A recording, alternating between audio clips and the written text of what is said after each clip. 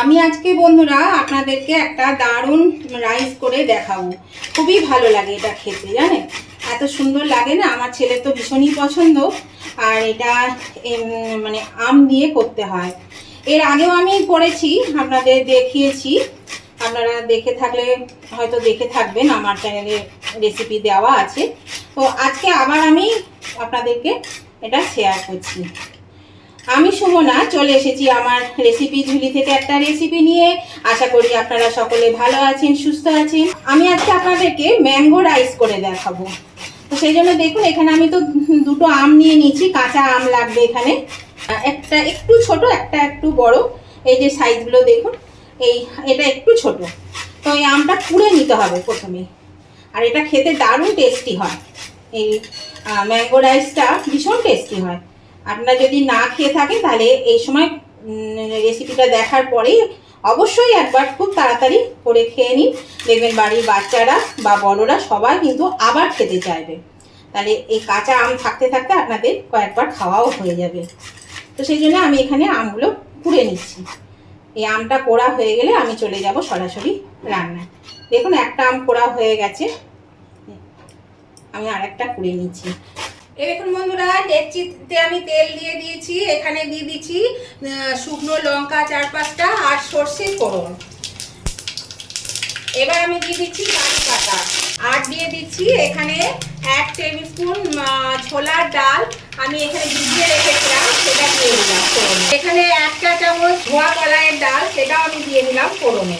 দিয়ে দিচ্ছি একটু হিং, এই যে একটু হিং দিয়ে দিলাম। এখানে যেহেতু আমার ভাতটা একটু বেশি আছে, সেই জন্য হিঙের পরিমাণটাও আমি বেশি দিলাম। এবার আমি এগুলো একটু নাড়াচাড়া করে দিচ্ছি। আর দিয়ে দিচ্ছি এখানে 4-5টা কাঁচা লঙ্কা চিড়ে নিয়েছি, লঙ্কা চেরাটা আমি দিয়ে দিলাম। এটাকে একটু ভালো করে নেড়ে নিতে হবে এই ডালগুলো বাদামি রং ধরা অবধি। এখানে একটু কুচানো লঙ্কা দিয়ে দিলাম, ঝাল অনুযায়ী লঙ্কা দিতে হবে। এবার আমি দিয়ে দিচ্ছি একটু নারকেল কোড়া। এখানে সামান্য একটু নারকেল কোড়া, ওই 2 টেবিল চামচ মতো নারকেল কোড়া দিতে পারে। এটা অপশনাল, না দিলেও কিন্তু চলবে, আপনারা চাইলে দিতে পারেন। এবার আমি দিয়ে দিচ্ছি এই যে কুড়ে নেওয়া আমটা। আমটা কিন্তু আমি সবটা দিইনি, একটুখানি তুলে রেখেছি, কারণ বেশি টক হয়ে যাবে, সেই জন্য আমি আর আমটা বেশি দিলাম না। দুটো আম দিলাম না, 1.5খানা মতো দিলাম। তো এগুলো দিয়ে আমি এবার একটু ভালো করে আমটাকে একটু ভালো ভেজে নেব। এটা আমার কিন্তু একটু ভাজা হয়ে গেছে, খুব বেশি লালচে করে ভাজার প্রয়োজন একদমই নেই। 2-3 মিনিট ভেজে নিলে কিন্তু হয়ে যাবে। এখানে আমি একটু চীনা বাদাম ভেজে রেখেছিলাম, চীনা বাদামটা আমি দিয়ে দিলাম। 1 মুঠো মতন চীনা বাদাম ভেজে রেখেছিলাম, সেটা আমি এর মধ্যে দিয়ে দিলাম। এবার আমি বন্ধুরা এই দেখুন এখানে ভাত করে নিয়েছি, আর বাসমতি চালের ভাত। আপনারা তো জানেন কিভাবে ভাত করতে হয়, সেই জন্য আমি আর দেখাইনি। তো দেখুন ভাতটা কত ঝরঝরে হয়েছে, দেখুন এই দেখুন ভাতটা ঝরঝরে হয়েছে। এই ভাতটা আমি এর মধ্যে দিয়ে দিচ্ছি, আর আঁচটা আমি কিন্তু এখন একদম কমিয়ে দিলাম। আমার আরও একটু ভাত আছে, সেগুলো আমি সব দিয়ে দিচ্ছি।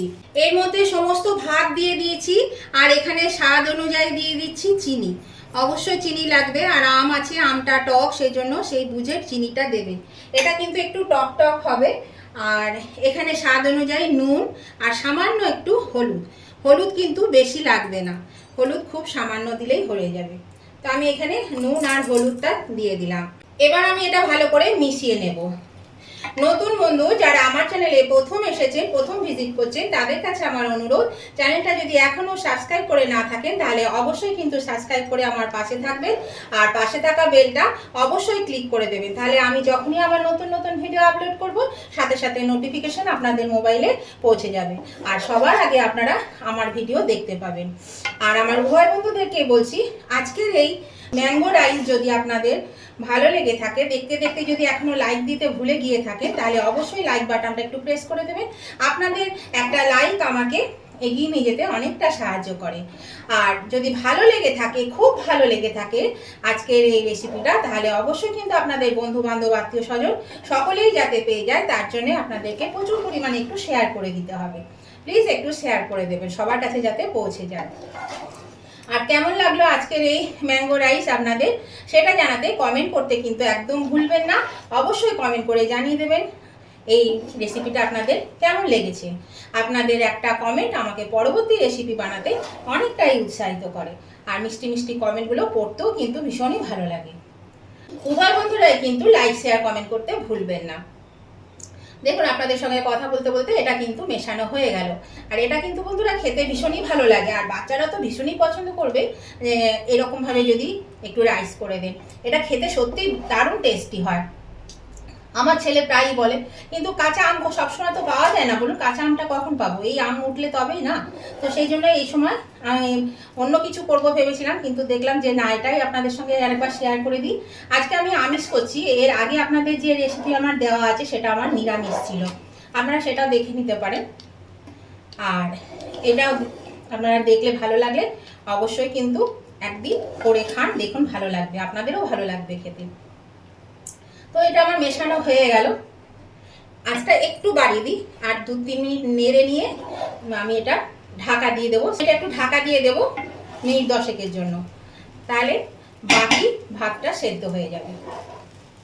আর খেয়াল রাখতে হবে যেন ভেঙে না যায়, এই ভাতগুলো যেন গোটা থাকে, ভেঙে না যায়। এটা খেতে কিন্তু অপূর্ব হয়, খুব সুন্দর লাগে, দারুণ সুন্দর সেন্ট বেরিয়েছে জানেন, দারুণ সুন্দর একটা স্মেল বেরিয়েছে, খুব ভালো লাগছে, দেখেই কতটা সুন্দর হয়েছে দেখুন, আর খেতেও কিন্তু ততটাই সুন্দর হয়। আর দিয়ে দিচ্ছি বন্ধুরা এখানে দুটো ছোট সাইজের পেঁয়াজকে কুচি করে রেখেছিলাম, দিয়ে ভেজে নিয়েছি, বেরেস্তা করিনি কিন্তু ভেজে নিয়েছি। তো এই পেঁয়াজটা ভেজে আমি এর মধ্যে দিয়ে দিচ্ছি। এগুলো আমি আর আপনাদের দেখাইনি, কেননা ভিডিওগুলো খুব বড় হয়ে গেলে আপনারা অনেকে দেখেন না, বড় ভিডিও সবার পক্ষেই দেখা একটু মানে কষ্টকর হয়ে যায়, তো সেই জন্য আমি সব কিছু দেখাইনি। আর এগুলো তো জানেনই, আপনারা বেরেস্তা করে নিতে পারেন, আমি কিন্তু বেরেস্তা করিনি, আমি শুধু ভেজে নিয়েছি, একটু নরম নরমই আছে। তো এটা আমি মিশিয়ে দিচ্ছি এর মধ্যে। এই পেঁয়াজ ভাজা, নারকেল পোড়া এগুলো দিলে এর স্বাদটা কিন্তু আরও সুন্দর হয়, আরও সুস্বাদু হয়ে যায়। আপনারা চাইলে দিতে পারেন, না দিলেও চলবে, নাও দিতে পারেন। আর আমি তো বললাম নিরামিষ আমার করা আছে, আপনারা দেখে নেবেন। এটাকে ঢাকা দিয়ে দিচ্ছি 10 মিনিটের জন্য। 10 মিনিট পর ফিরে এলাম বন্ধুরা, ঢাকাটা খুলে দিলাম। এবার দেখুন এটা আমি নেড়ে দিচ্ছি, এটা কিন্তু হয়ে গেছে। এবার আমি আঁচটা বাড়িয়ে দিচ্ছি, এটা একদম রেডি হয়ে গেছে, আর খুব সুন্দর একটা স্মেল বেরিয়েছে। তাহলে বন্ধুরা অবশ্যই কিন্তু ভালো লাগলে লাইক শেয়ার কমেন্ট করতে ভুলবেন না, আর নতুন বন্ধুরা কিন্তু সাবস্ক্রাইব করে আমার পাশে থাকবেন, আর পাশে থাকা বেলটা অবশ্যই ক্লিক করে দেবেন। তো আজকের মতন আমি ভিডিওটা এখানেই শেষ করছি, আবার আমি নতুন ধরনের নতুন কোনো ভিডিও নিয়ে চলে আসবো। ততদিন আপনারা ভালো থাকবেন, সুস্থ থাকবেন, টাটা বাই বাই।